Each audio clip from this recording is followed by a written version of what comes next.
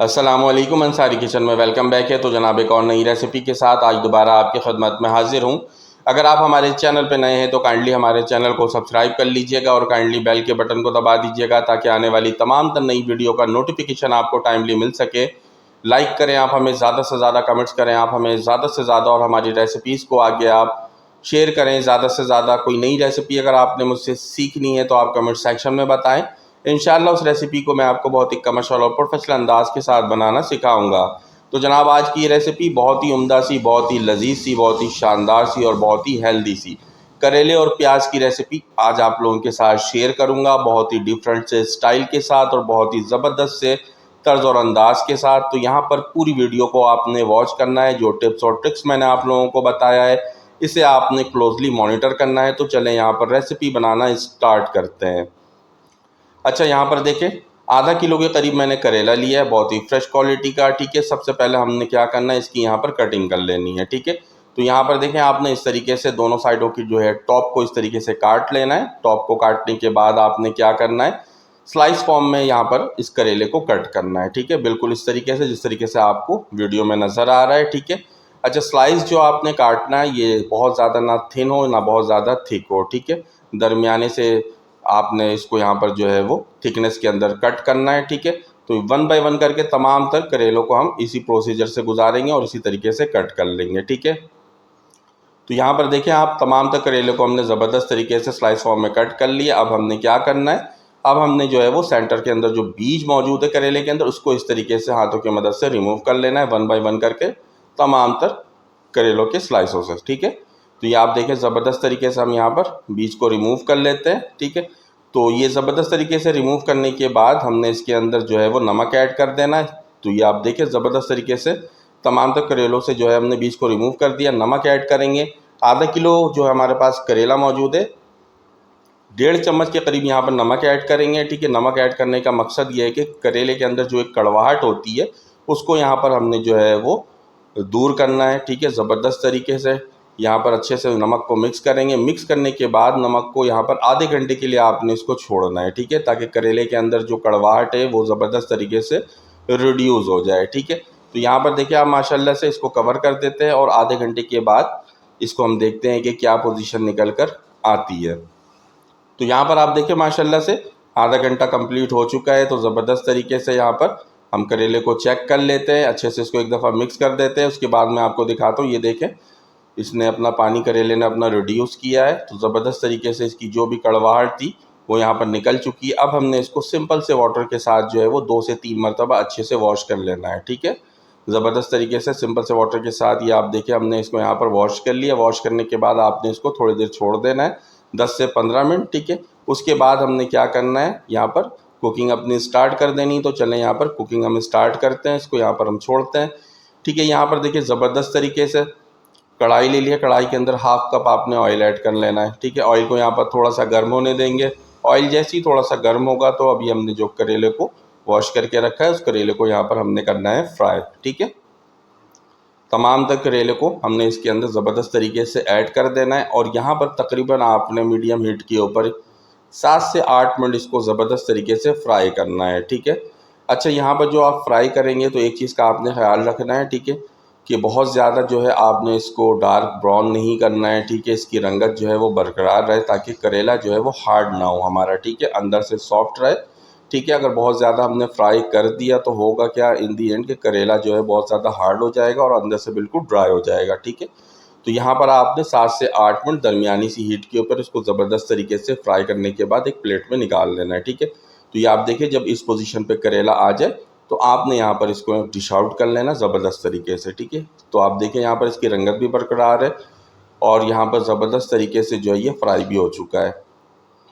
ठीक है, ये प्रोसीजर करने का मकसद ये है कि करेले की जो कड़वाहट है वो बिल्कुल ही ख़त्म हो जाएगी। ठीक है, इसलिए हमने ये प्रोसीजर यहाँ पर किया है। ठीक है, इस स्टेप को आपने लाजमी फॉलो करना है। अच्छा ये देखिए करेला निकाला, उसी ऑयल के अंदर हमने क्या किया है, 1 चम्मच भर के जो है वो साबुत सफ़ेद ज़ीरा ऐड कर दिया। थोड़ा सा ज़ीरे को यहाँ पर कुक होने देंगे अच्छी तरीके से। ठीक है, तो यहाँ पर आप देखिए माशाल्लाह से ज़ीरा जैसे ही थोड़े अच्छे तरीके से कुक हुआ है तो हमने यहाँ पर 2 बड़े साइज़ का टमाटर लिया था, इसको रफली यहाँ पर हमने काट लिया था। ठीक है, इस टमाटर को यहाँ पर ज़बरदस्त तरीके से ऐड कर दिया है। साथ ही साथ बहुत ही फ्रेश क्वालिटी का अदरक लहसुन का पेस्ट ऐड कर दिया हमने यहाँ पर 1 चम्मच भर के, ठीक है। इसी के साथ साथ यहाँ पर हमने एक और बड़ी यूनिक सी चीज़ का इस्तेमाल किया है। यहाँ पर हमने जो है वो कच्ची केरी को बहुत ज़बरदस्त तरीके से जूलियन फॉर्म में काटा और उसको यहाँ पर ऐड कर लिया है, ठीक है। नमक हस्बे ज़ायका हस्बे ज़रूरत ऐड करेंगे, ठीक है। इसी के साथ साथ हम पीसी मिर्च और हल्दी का इस्तेमाल करेंगे। यहाँ पर 1 चम्मच पीसी हुई लाल मिर्च इस्तेमाल करेंगे, ठीक है। 1 चम्मच यहाँ पर पीसी हुई हल्दी का हम इस्तेमाल करेंगे, ठीक है। अच्छा, यहाँ पर केरी ऐड करने का मकसद ये है कि बहुत ही ज़बरदस्त सा फ्लेवर लेकर आएगा, ठीक है। करेले के अंदर जो थोड़ी बहुत कड़वाहट होगी उसका फ्लेवर टोटली चेंज कर देगा। ये बड़ी ज़बरदस्त सा एक कॉम्बिनेशन बनेगा यहाँ पर। तो आपने सेम इसी तरीके से केरी का इस्तेमाल लाजमी करना है जब भी आप करेला प्याज बनाएं, ठीक है। तो यहाँ पर देखें ज़बरदस्त तरीके से हमने स्पाइसेस ऐड कर दी अच्छी तरीके से। अब आपने यहाँ पर दरमियानी सी हीट के ऊपर इसको कुक करना है, ठीक है, तकरीबन 3 से 4 मिनट, ताकि टमाटर थोड़े से यहाँ पर सॉफ्ट हो जाएं, ठीक है। तो यहाँ पर आप देखें तकरीबन 4 मिनट के बाद टमाटर अच्छे से सॉफ्ट हो गए हैं। दरमियानी सी हीट के ऊपर हमने इसको कुक किया था। तो अब हमने इसके अंदर क्या करना है, अब हमने इसके अंदर करेले को ऐड कर देना है, जिस करेले को हमने यहाँ पर फ्राई करके रखा था। ज़बरदस्त तरीके से करेले को ऐड कर देंगे। करेले के साथ साथ यहाँ पर मैंने 3 दरमियाने साइज़ का प्याज लिया था, इसको यहाँ पर जो है वो स्लाइस फॉर्म में काट लिया था। इस प्याज को हमने यहाँ पर ज़बरदस्त तरीके से ऐड कर देना है, ठीक है। बहुत ही मज़ेदार सी हमारी करेले और प्याज की ये रेसिपी माशाल्लाह से। अच्छा, ठीक है, प्याज को ऐड करने के बाद अब आपने इसको यहाँ पर अच्छे से मिक्स कर लेना है, ठीक है, ताकि तमाम तर चीज़ें इवन और इक्वल हो जाएं और एक ज़बरदस्त सा बैलेंस बन जाए तमाम तर चीज़ों का, ठीक है। अच्छे से यहाँ पर इसको मिक्स कर देते हैं। मिक्स करने के बाद हमने इसको कर देना है कवर, और कवर करने के बाद आपने लो मीडियम हीट के ऊपर इसको तकरीबन 10 मिनट के लिए छोड़ देना है, ठीक है। बीच बीच में अगर आप देख सकते हैं, बीच बीच में आप इसको खोल के देख लें, ठीक है, और उसमें आप चम्मच चला लें ताकि नीचे से लगे ना, ठीक है। तो यहाँ पर 10 मिनट के लिए हम छोड़ते हैं इसको। 10 मिनट के बाद देखें आप, बीच में तकरीबन मैंने 2 से 3 बार जो है इसमें चम्मच चलाया था ताकि ये नीचे से लगे ना। तो ज़बरदस्त तरीके से माशाल्लाह से जो हमारी रिक्वायरमेंट यहाँ पर कंप्लीट हो चुकी है। ज़बरदस्त तरीके से यहाँ पर करेला पक चुका है।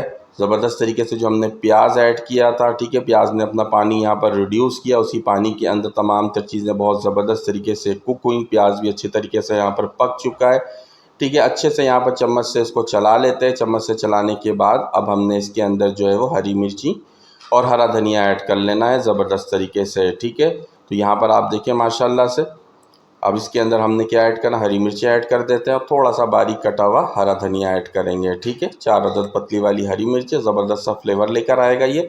और थोड़ा सा हरा धनिया ऐड कर देंगे और इसको कर देंगे यहाँ पर कवर। और कवर करने के बाद बिल्कुल धीमी सी आंच के ऊपर आपने इसको छोड़ देना है तकरीबन 3 से 4 मिनट के लिए, ठीक है।